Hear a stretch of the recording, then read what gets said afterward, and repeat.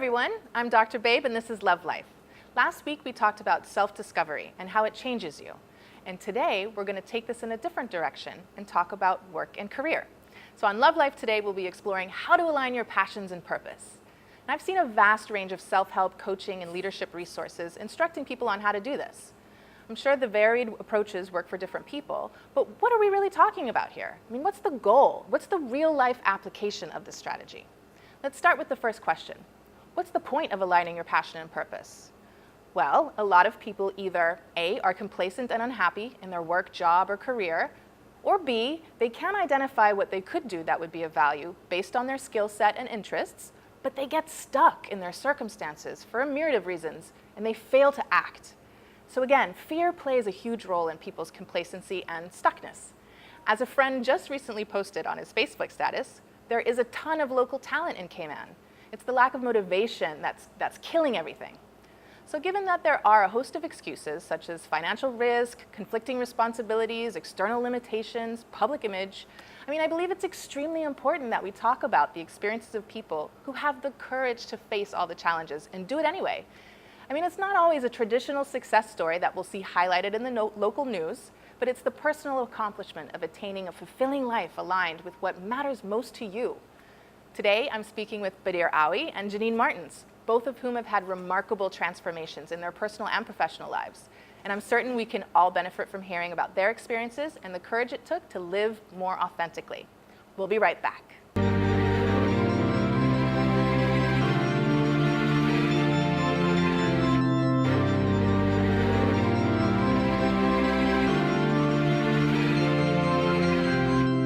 Because we want to know where we came from.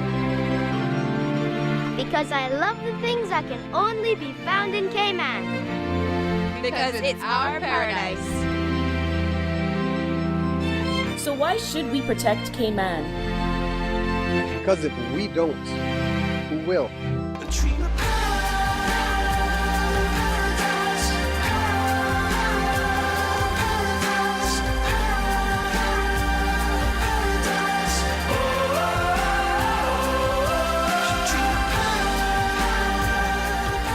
Help us protect our legacy. Join the National Trust today.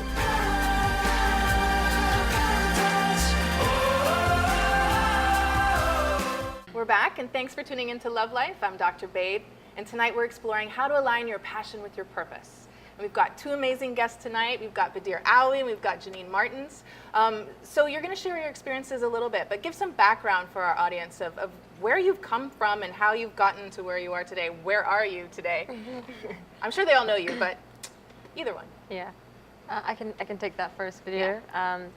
I have recently made a switch from more traditional 9-to-5 mode of making a living, and I'm now a yogi, a Reiki healer.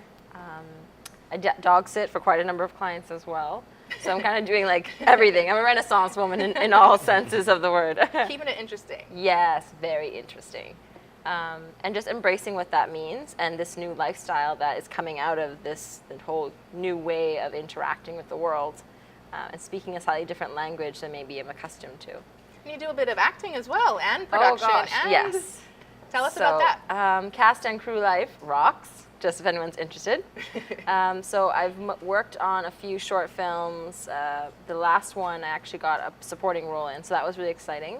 And I've got a few new roles that are possibly coming up next year, so fingers crossed that works out. Great. But I love just the passion and the energy on a set. You really get a lot from different people, from the sound guys to the guy who holds the reflector. Like, no matter what your job is on set, you're part of the action, you're part of the excitement, so I love that. So, for you, transitioning from a regular 9-to-5 kind of job into that, what was that like for you? That was scary. At first you don't believe it's possible. You don't think, oh no, I can't make enough money, or it really won't be all it's cracked up to be. And then, oh wait, do I believe in myself? So you face a lot of these questions, and then you start moving through it and you realize, I can only do one thing at a time. I can only focus on today, and you just move through it one after the other, and problems do come up. You do get stressed, buttons get pressed, but you know that you're slowly getting to a more authentic way of living, that so much is improving, it doesn't matter that this one thing isn't going as expected or I have to move through this uncomfortable experience. For example, what do you mean is uncomfortable? What's that difficult thing for you? So, having a mindset of abundance, that there's enough of everything in the world, that there will never run out, there will be no shortage of the things that I need. So when I'm making decisions, making them from a place of love and not from a place of fear, saying, am I taking this client or not taking this client on because I'm scared I can't do it? Or do I genuinely think, I've reached my bandwidth for what I can take on board? So it's really just addressing what are my motivations for the decisions I make, and are they as authentic as I think they are? And I know the two of you are you do different things. You're at different places in your process. I think, Janine, you can correct me if I'm wrong, but yours is maybe a more recent. Yeah. This transition for you. So, Badir, you want to share a little bit about what that was like and where you came from in your transition to where you're at now? Yeah, this is a story I've told many times. And so I was, I grew up in Cayman, studied finance, worked in the financial industry for a hot second, went back and did a grad degree in theology, which has always been a love of mine since I was a kid, but not really something I foresaw myself working in. Came back to Cayman again, got back into the corporate world, and probably within 2 years decided that I wanted to do film full time. That was around 2011, and since then I've just been pushing forward, doing film every day, thinking about it every day. How did you figure out that that's what you wanted to do? I mean, there was no one moment. There was lots of little moments. I didn't like film. There was a point where I didn't like going to see a movie because I thought it was a waste of time. 3 hours sitting in the cinema, especially if it was a bad movie. So, Never happens. for me to get there was kind of a strange thing for me because I didn't foresee that coming.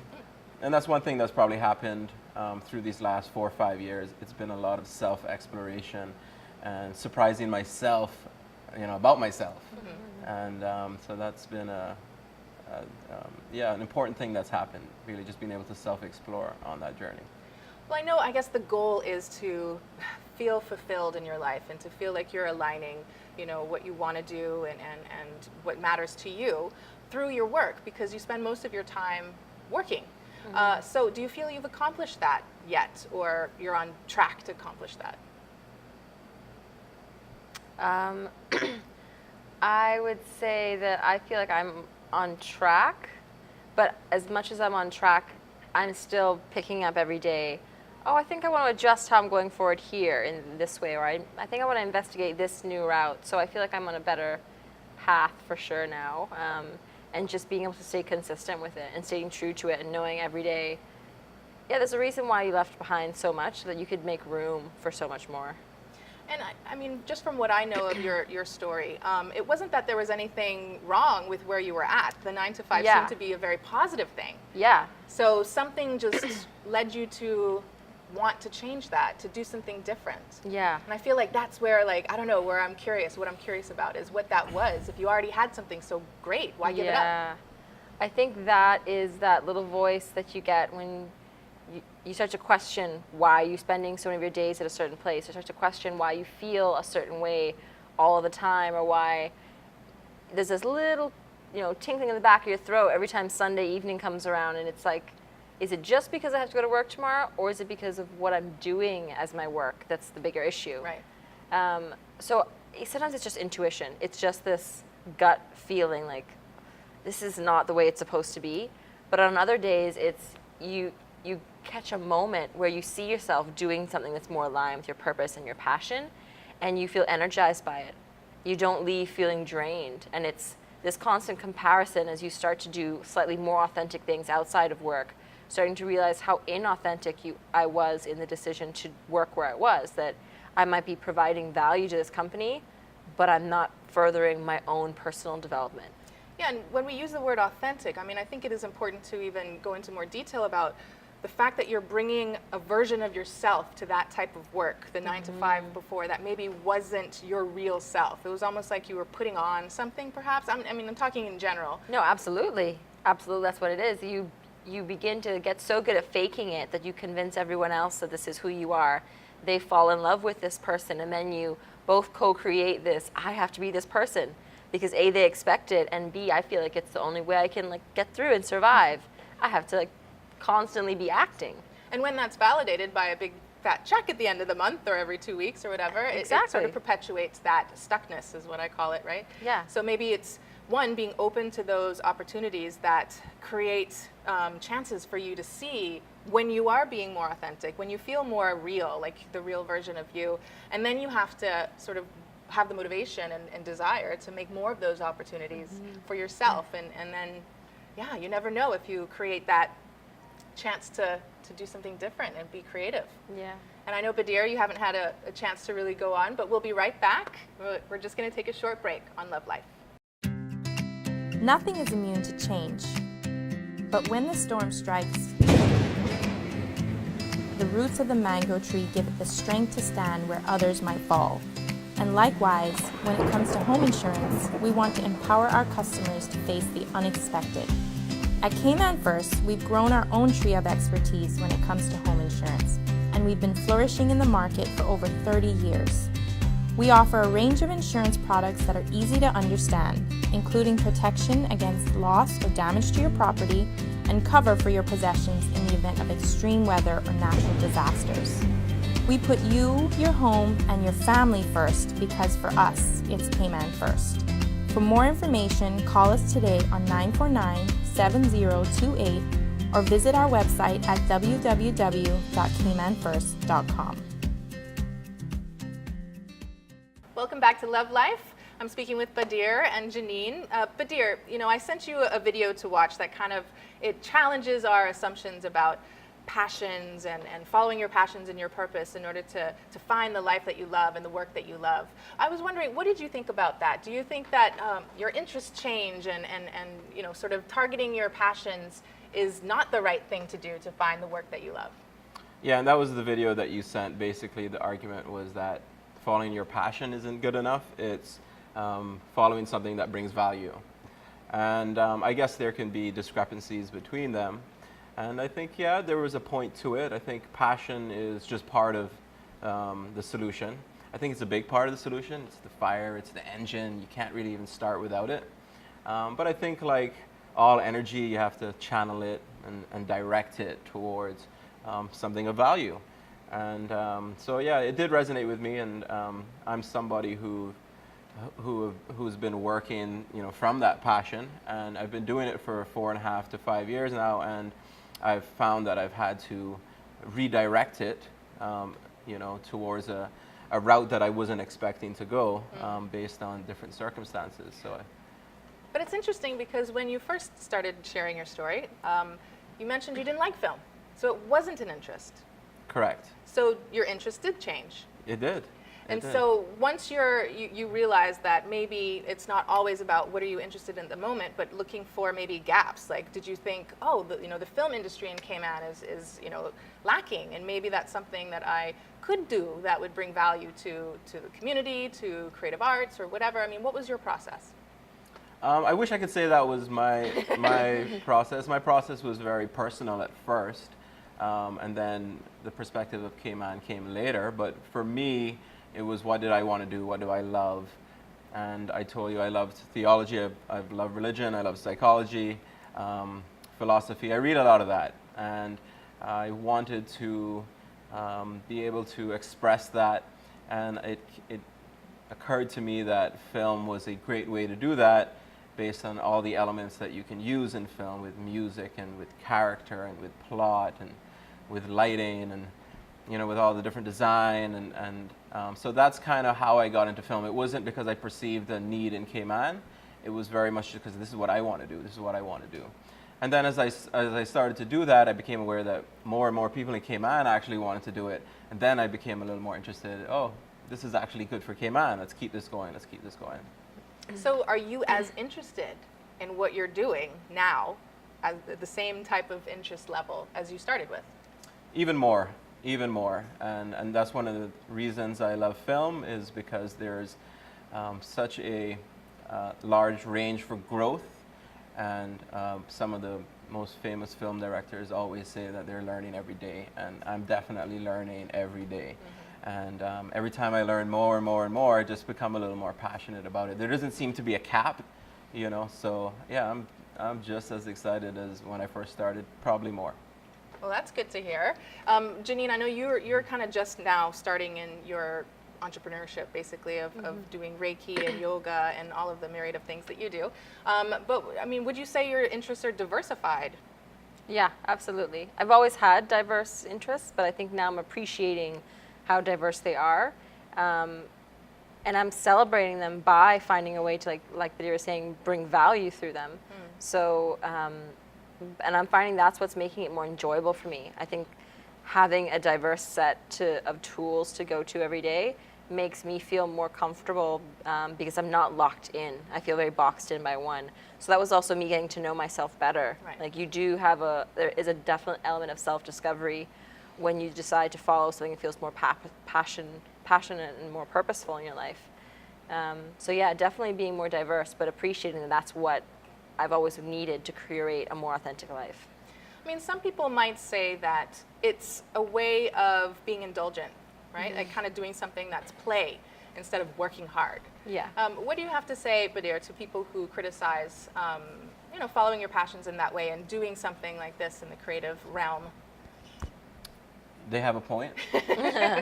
You know, I mean, there's always gray area in life, and there's always reasons to do or not do things. And you know, generally people who criticize come from a good, intentional based, and I think you know, they do have a point. At the end of the day, I'm sitting here as somebody who has decided to be a little unorthodox and go after what I want. And I have not been able to do that by myself. I have benefactors that have allowed me to be where I am. And these are people who have unselfishly given to me and have allowed me to enjoy the life that I have. You know, so it's not, I am dependent on people who aren't unorthodox to allow me to be unorthodox. And so they do have a point, but at the end of the day, you know, everyone's different, and if you know, people feel it's strong enough, then they have to go with that. You know, you can't listen to everybody that tells them, no, don't do this, don't do that. I mean, you know yourself best, and if you're at unrest inside, and that's I think a significant problem that you need to address. And despite what the outside world may be telling you, you know what's most important. Do you think it has to do with the expectations? It's almost like the status quo or the majority sort of tend to these orthodox, conservative, or whatever roles that we play in our work and careers. And so rather than saying one is better than the other, it's more about you don't have to be expected to do that, but that you have options, and that the process of exploring and your self-awareness and what's true for you is really what's important to then find the right avenue for you to play a role in society. Do you think that that's probably more helpful for us to focus on, is just like allowing more options and variety? Yeah, I would have to say absolutely. I think, and that needs to start young. We need to be expressing to kids, teenagers, anyone really. There is no one size fits all. We don't all have to be the same type of person or live within the same confines of this is how you become acceptable, but letting people know that there's always options, and there's option for the options to change. Okay, we're gonna have to hold that thought, sorry Janine, Yeah. but we'll be right back on Love Life. Stay tuned. Attention all people of Prospect. Logic Fiber has been unleashed in your area.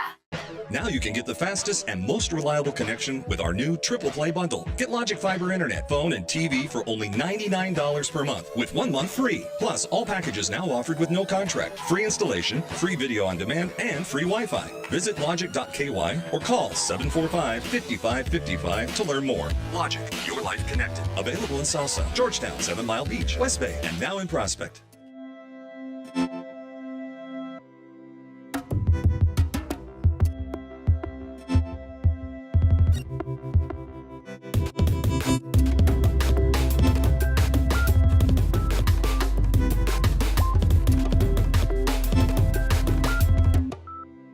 We're back on Love Life, and we're talking to Badir and Janine.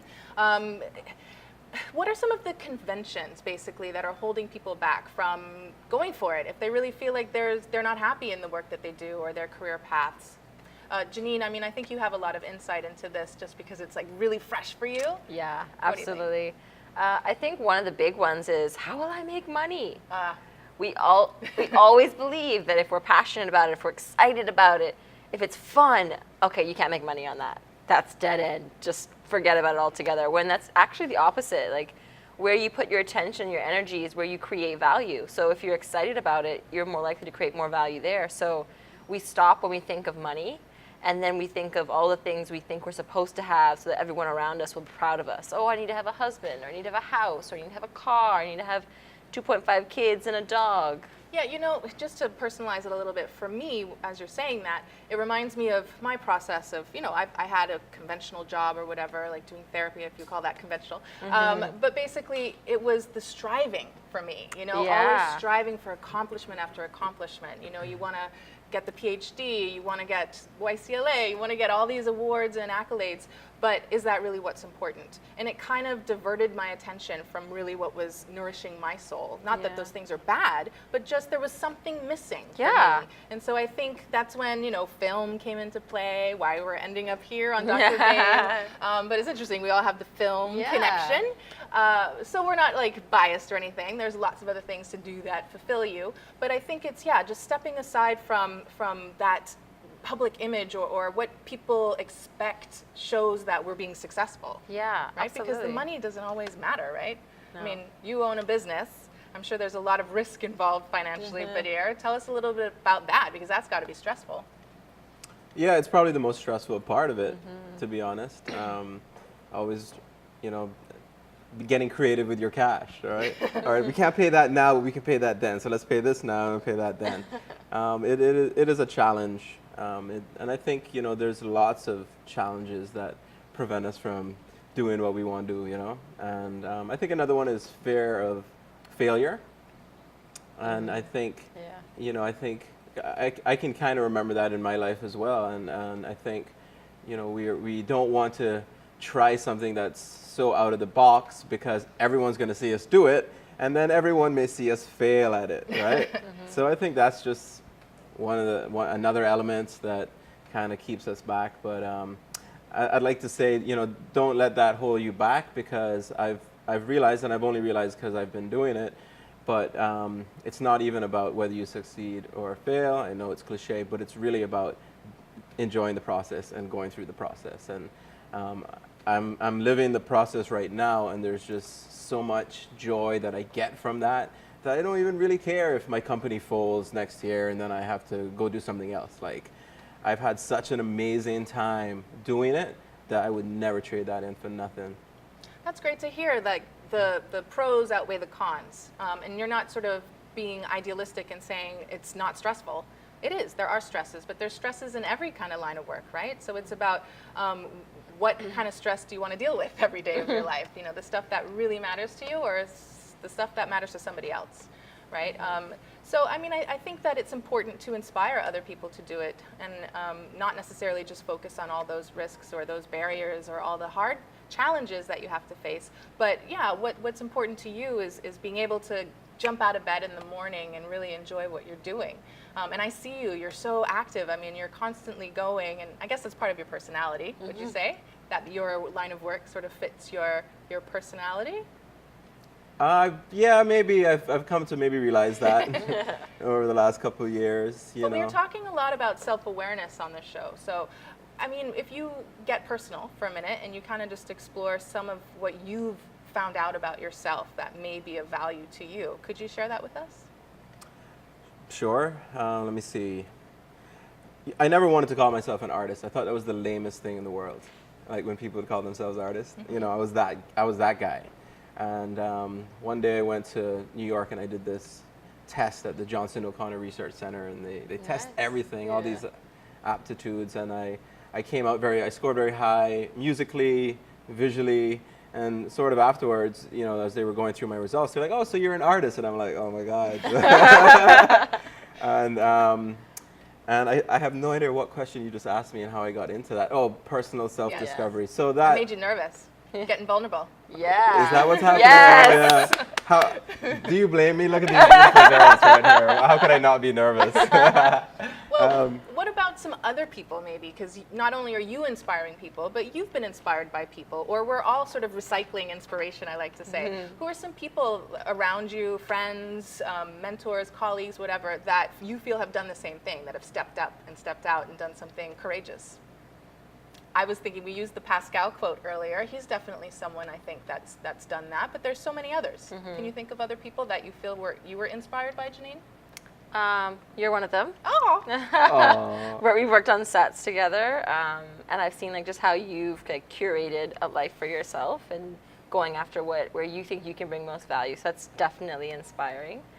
And I think another person would have to be my sister, who's also an entrepreneur in the helping kind of field. Yeah. So seeing her work as much as she does and constantly refine her offering, it's really inspiring to see someone take with that much tenacity. They're like, I'm going to go for this. I might sink or I might swim, but I at least got to get in the water and try. Definitely. What about for you, Badir? I want to hear about some of your inspirations. Well, besides all the dead old men that have inspired me, in Cayman, it's definitely all the filmmakers in Cayman, including you two, including April and Pascal and Trevor and Ben and everyone involved, and Carly and Brittany, and it's really inspiring to see all the Caymanians basically just getting together and just really doing it and not waiting for approval, but Yeah. I'm going to do this, I'm going to do that, and it's very inspiring, and it actually alleviates some of the stress from me to see shows like this happening, because then I believe an industry is growing, when there's lots of people doing lots of things, right? So I don't always look at it as competition, but I look at it as something that's helping me as well. So they are competition, but they're also helping me at the same time, because we're growing an industry together. So to all the filmmakers out there in Cayman, to all the wannabe filmmakers out there in Cayman, thank you very much. And thank you for being on the show today. I hope that this was of benefit to you and to our audience. So thank you for watching. This has been Love Life with Dr. Babe.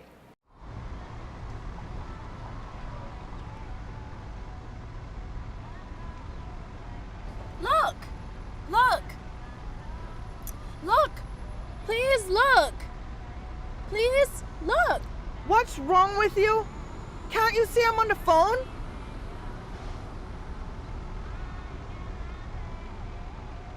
You wouldn't treat another person this way, yet children are treated like this every day. Children are people too. Let's work together to be better.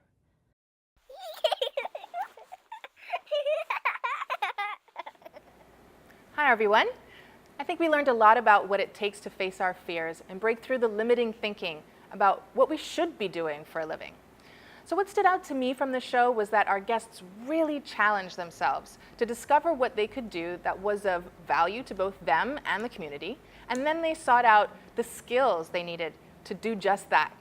So it doesn't really matter what the circumstances are. You can always explore how you can act purposefully and aligned with what matters most to you. Thanks for watching.